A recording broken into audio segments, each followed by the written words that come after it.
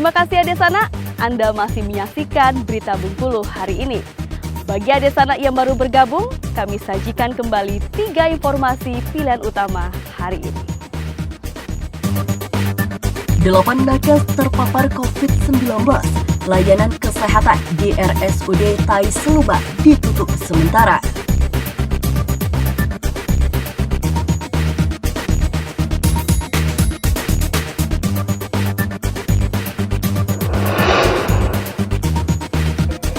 Kunker Pangdam 2 Sriwijaya jelang pilkada di Bengkulu, Pangdam ingatkan TNI harus netral.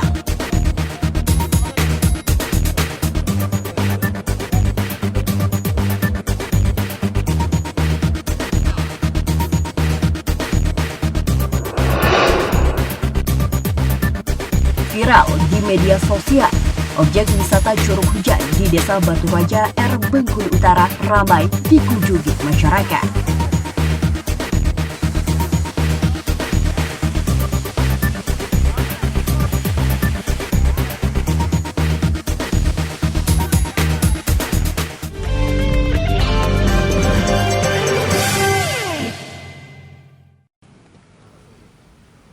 Pangdam 2 Sriwijaya Maijen TNI Agus Suhardi melaksanakan kunjungan kerja atau kunker ke Provinsi Bengkulu.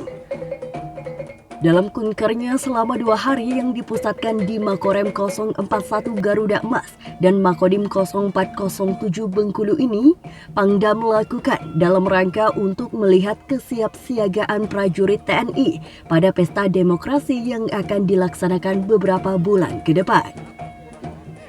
Pangdam menegaskan bahwa pihaknya serius menjaga netralitas dalam pemilihan umum gubernur dan bupati yang bakal dihelat beberapa bulan lagi. Pangdam menjamin semua anggotanya netral dan tidak memihak ke salah satu paslon atau partai manapun. Namun, jika nantinya kedapatan ada seorang prajurit TNI yang terlibat dalam politik praktis maupun tergabung di salah satu partai politik, maka pihaknya tidak akan segan-segan memecat anggota tersebut. Selain memberikan arahan terkait keterlibatan TNI dalam pilkada, Pangdam juga memberikan petunjuk pemerintah terkait pencegahan dan penanganan COVID-19 kepada seluruh anggota TNI. Yang pertama saya mau melihat jajaran saya. Yang kedua, saya menjabarkan petunjuk pemerintah. Yang pertama tentang bagaimana kita mengajak masyarakat untuk disiplin melaksanakan protokol kesehatan. Karena saya tadi menyampaikan ke anggota bahwa kitalah sebagai penjuru penegak disiplin protokol kesehatan ini. Sehingga masyarakat nanti akan terpengaruh dan kita melaksanakan protokol kesehatan ini dengan kesadaran. Yang kedua, saya memerintahkan seluruh jajaran saya bahwa dalam pilkada ini kita tidak ada alternatif lain untuk netral. Dan kami siap mendukung proses pilkada ini yang sudah dicanangkan oleh KPU. Sementara, lantaran Bengkulu merupakan salah satu wilayah yang rawan terhadap bencana, Pangdam juga menginginkan seluruh prajurit TNI sudah memapping wilayahnya masing-masing. Sehingga jika terjadi bencana, para prajurit TNI tersebut sudah siap untuk mengantisipasi hal-hal yang tidak diinginkan. Tim Liputan melaporkan dari kota Bengkulu.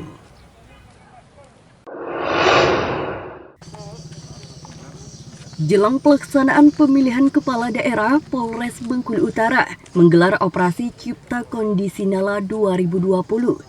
Operasi yang digelar selama 14 hari ini menyasar tempat-tempat keramaian dan tempat hiburan malam. Kasat Reskrim Polres Bengkulu Utara, Jari Antonius Nainggolan menyampaikan, tujuan operasi Cipta Kondisi ini adalah untuk memastikan keamanan jelang pilkada, di mana sasaran operasi ini adalah senjata tajam dan minuman keras. Dalam operasi ini, bagi warga yang kedapatan membawa minuman keras dan tidak memiliki kartu identitas, diberikan peringatan dan akan dilaporkan ke kepala desa masing-masing agar tidak mengulangi perbuatan yang sama. Jajaran Polres Bengkulu Utara melaksanakan operasi Cipta Kondisi menjelang pelaksanaan pilkada. Jadi Jadi kita dari Polres Bengkulu Utara melaksanakan kita polisi yang kurang lebih waktunya 14 hari ke depan untuk sasaran miras, kemudian prostitusi, kemudian sajam dan kegiatan-kegiatan masyarakat. Dan tidak lupa dari Polres Bengkulu kita juga sambilan ataupun melaksanakan himbauan terhadap masyarakat untuk melaksanakan protokol kesehatan.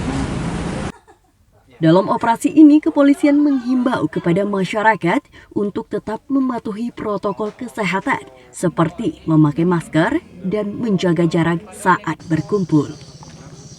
Tim Liputan melaporkan dari Bengkulu Utara. Kedua pelaku asal Desa Padang Kuas, Kecamatan Sukaraja Seluma berinisial AA dan PI hanya bisa pasrah setelah ditangkap aparat kepolisian. Kedua pelaku ini ditangkap lantaran melakukan pencurian terhadap 2 ekor sapi milik warga Desa Air Kemuning. Keduanya ditangkap bersamaan di kawasan perkebunan sawit milik salah satu pelaku saat tengah berada di dalam pondok. Kepada petugas, kedua pelaku ini mengaku jika sapi hasil curian mereka sudah dijual kepada penadah di wilayah Ketahun, Bengkulu Utara dengan harga 1 ekor sapi 10 juta rupiah. Pencurian ternak berupa sapi 2 ekor. Korban atas nama Saudara BA, ya, umur 50 tahun, pekerjaan PNS, untuk TKP yaitu di Desa Padang Kuas di Dusun Air Kemuning. Untuk tersangka yang berhasil kita amankan ada 2 orang, yaitu atas nama AA alias A bin Nurdin, umur 24 tahun, alamat Dusun Jalur, Desa Padang Kuas. Yang kedua adalah P, umur 33 tahun, pekerjaan tani, Dusun Jalur, Desa Padang Kuas, Kecamatan Sukaraja, Kabupaten Seluma. Selain kedua pelaku, polisi juga mengamankan 1 unit sepeda motor milik pelaku yang mereka gunakan dalam melancarkan aksinya, termasuk 2 ekor sapi yang sempat mereka jual. Kini akibat perbuatannya, kedua pelaku dijerat pasal 363 KUHP tentang pencurian dengan ancaman 7 tahun penjara. Tim Liputan melaporkan dari Seluma. Inilah video amatir proses penggerebekan kedua tersangka tindak pidana penyalahgunaan narkoba saat ditangkap oleh Tim Sus Opsenal Ditres Narkoba Polda Bengkulu. Tersangka PO, 20 tahun, merupakan warga Pegantungan, Kecamatan Ratu Samban, Kota Bengkulu. Sementara rekannya RD, 19 tahun, berstatus mahasiswa di salah satu perguruan tinggi di Kota Bengkulu dan merupakan warga Jalan Museum, Kelurahan Tadapata, Kota Bengkulu. Dari tangan kedua tersangka ini, petugas berhasil menemukan sejumlah barang bukti 5 paket sabu-sabu yang berhasil disita dari 2 TKP yang berbeda. Yang lalu ya, tanggal 26 Agustus, itu Direktorat Narkoba melakukan penangkapan kasus narkoba. Diamankan 2 orang terduga tersangka gitu kan, yang saat ini sudah ditetapkan tersangka. Dengan barang bukti paket sabu. Jadi ada paket sabu itu diamankannya di sini sekitar Jalan Museum. Kasus ini sendiri masih dilakukan pengembangan oleh polisi. Sementara kedua tersangka saat ini sudah mendekam di dalam rutan Mapolda Bengkulu. Tim Liputan melaporkan dari Kota Bengkulu. RO, warga desa tepi laut, Kecamatan Air Napal yang merupakan terduga pelaku pencabulan anak di bawah umur ini digiring oleh jajaran Reskrim Polsek Air Besi.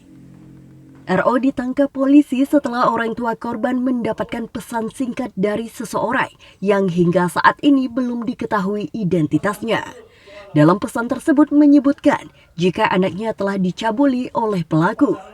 Mengetahui hal tersebut, orang tua korban langsung melapor kepada pihak yang berwajib. Di hadapan polisi, pelaku mengakui jika ia telah mencabuli korban yang merupakan penyandang disabilitas 1 kali pada bulan Juni 2020 lalu. Dalam aksinya, RO meminta tolong dengan SL yang tak lain teman korban agar membawa korban ke lokasi yang telah ditentukan pelaku.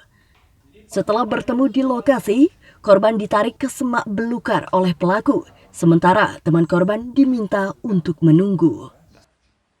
Yang kronologis kejadian,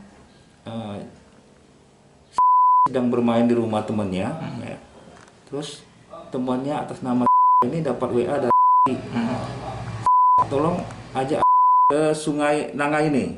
Sampai di sana sudah menunggu. Robi ini langsung menghampiri si korban, ditariknya langsung, kau tunggu di sini baik.